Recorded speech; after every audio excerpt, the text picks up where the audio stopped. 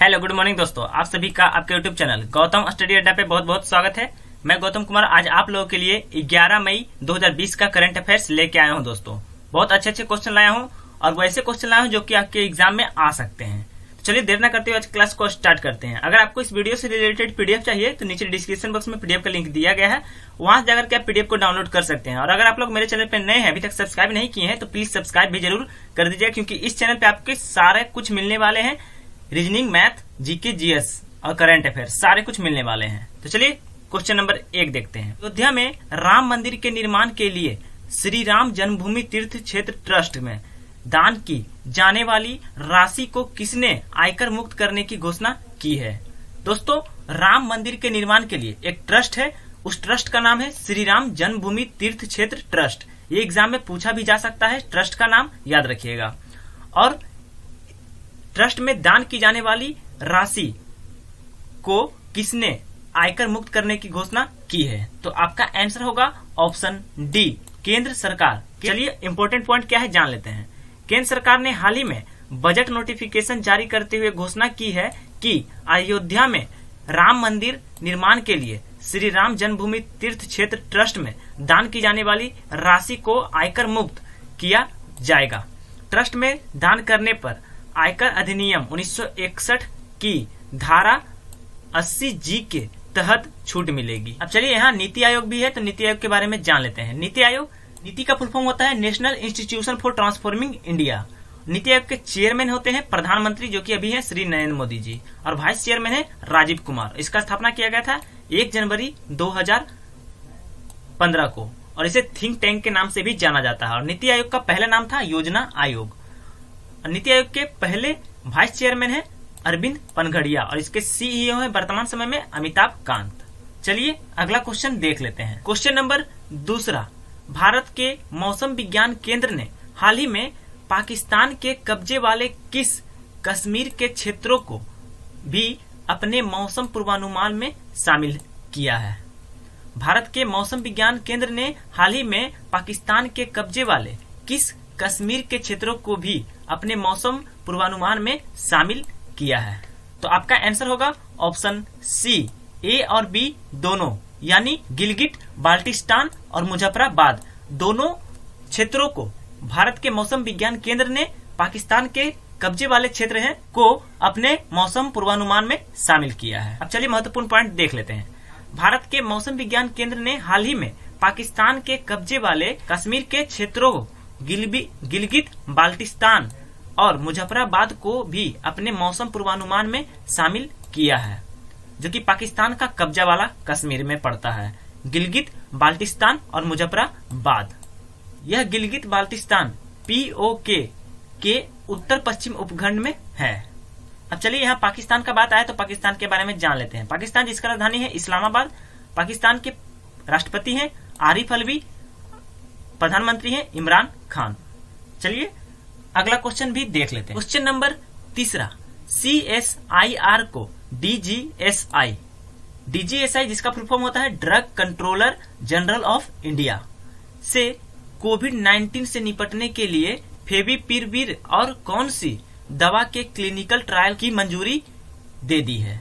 CSIR को DGSI से कोविड-19 से निपटने के लिए फेविपिरविर और कौन सी दवा के क्लिनिकल ट्रायल की मंजूरी दे दी है? तो आपका आंसर होगा ऑप्शन ए, फोटोफार्मास्यूटिकल दवा और फेविपिरविर को CSIR को DGSI ने कोविड-19 से निपटने के लिए क्लिनिकल ट्रायल के लिए मंजूरी दे दी है। अब चलिए महत्वपूर्ण पॉइंट क्या है जान लेते हैं। वैज्ञानिक एवं औद्योगिक अनुसंधान परिषद drug controller general of India DGSI से निपटने के लिए दवा के लिए क्लिनिकल ट्रायल को मंजूरी दे दी है। अगर ट्रायल कामयाब हुआ तो सभी लोगों को इसका फायदा मिलेगा और सस्ते दवा उपलब्ध हो पाएगी। अब चलिए CSIR का बात आया तो इससे इम्पोर्टेंट क्या बनता है क्वेश्चन वो जान लेते हैं। CSIR जिसका फुल फॉर्म होता है council of scientific and industrial research, और इसके डायरेक्टर जनरल है डॉक्टर शेखर C मांडे, और इसका हेडक्वार्टर है नई दिल्ली में। चलिए नेक्स्ट क्वेश्चन भी देख लेते हैं। क्वेश्चन नंबर 4, अमेरिका के बाद हाल ही में किस देश ने कोरोना के लिए रेमडेसिविर दवा को मंजूरी दे दी है?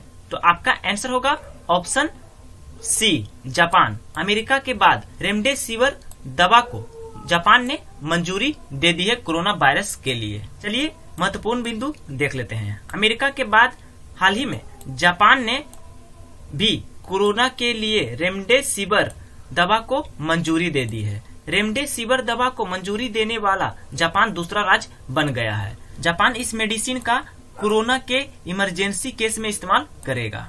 अब चलिए यहाँ जापान का बात आया है तो जापान के बारे में जान लेते हैं। जापान जिसका राजधानी है टोक्यो और मुद्रा है जापानीज येन। जापान के प्रधानमंत्री हैं शिंजो आबे। अब चलिए ऑस्ट्रेलिया का बात आया तो ऑस्ट्रेलिया के बारे में भी जान लेते हैं। ऑस्ट्रेलिया जिसका राजधानी है कैनबरा और मुद्रा है ऑस्ट्रेलियन डॉलर और प्रधानमंत्री हैं स्कॉट मॉरिसन। चलिए चीन देख लेते हैं जिसका राजधानी है बीजिंग और युआन इसका मुद्रा है। चीन के राष्ट्रपति हैं शी जिनपिंग। चलिए भारत देख लेते हैं जिसका राजधानी है नई दिल्ली। भारत के राष्ट्रपति हैं रामनाथ कोविंद, उपराष्ट्रपति हैं वेंकैया नायडू और प्रधानमंत्री हैं नरेंद्र मोदी जी।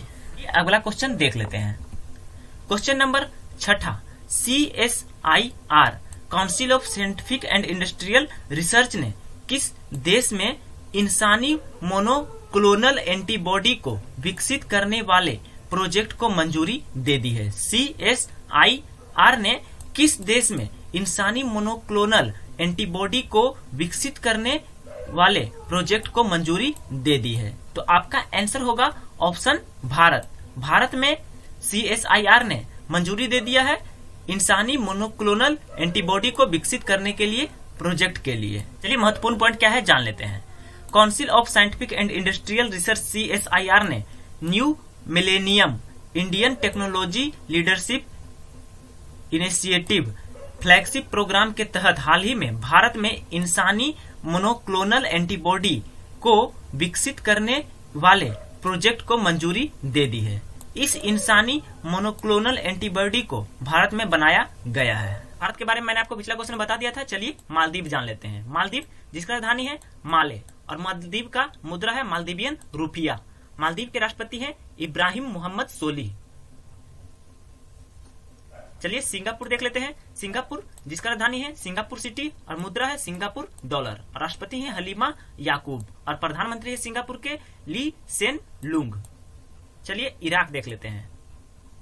हाल ही में एक क्वेश्चन आया था, इराक के नए प्रधानमंत्री बने हैं।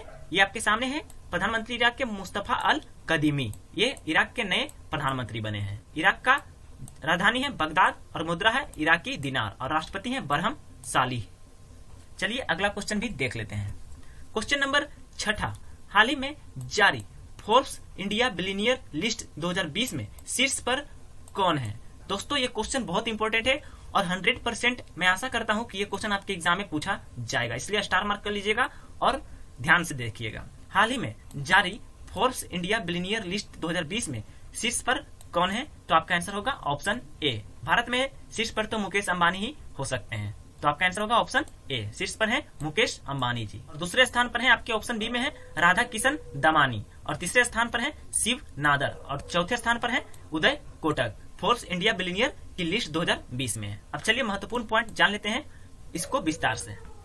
रिलायंस इंडस्ट्रीज के अध्यक्ष मुकेश अंबानी ने 36.8 बिलियन डॉलर की संपत्ति के साथ सबसे अमीर भारतीय के रूप में अपना खिताब बरकरार रखा है। पिछली बार भी यह शीर्ष पर थे और इस बार भी यह शीर्ष पर बरकरार है और इनका संपत्ति है 36.8 बिलियन डॉलर। ये भी एग्जाम में पूछा जाता है दोस्तों, बीपीएससी के एग्जाम में कई बार पूछा गया है, इसलिए याद रखिएगा 36.8 बिलियन डॉलर इनका संपत्ति है मुकेश अंबानी का।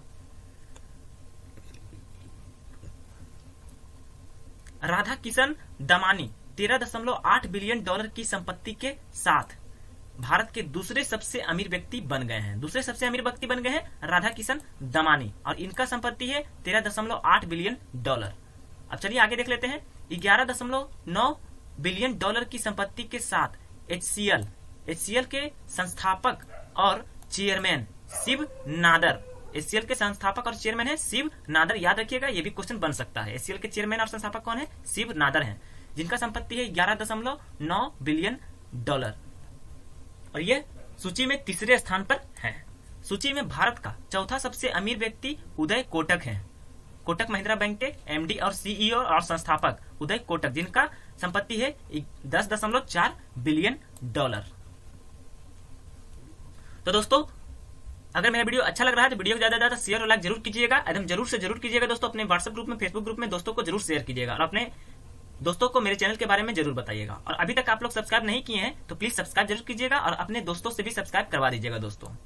चलिए अगला क्वेश्चन देख लेते हैं, क्योंकि ऐसा चैनल आपको नहीं मिलेगा करंट अफेयर्स का। चलिए नेक्स्ट क्वेश्चन देख लेते हैं।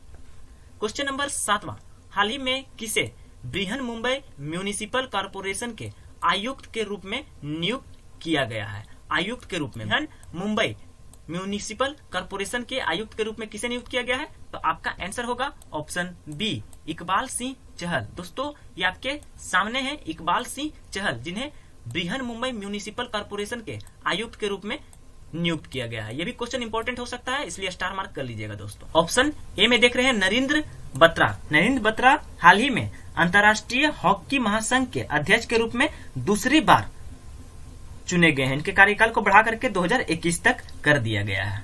चलिए अगला क्वेश्चन देख लेते हैं। क्वेश्चन नंबर 8वां, हाल ही में कृषि और किसान कल्याण मंत्रालय द्वारा एकीकृत मृदा पोषक तत्व प्रबंधन के लिए कौन सा अभियान शुरू किया गया है? मृदा पोषक तत्व प्रबंधन के लिए कौन सा अभियान शुरू किया गया है कृषि और किसान कल्याण मंत्रालय के द्वारा?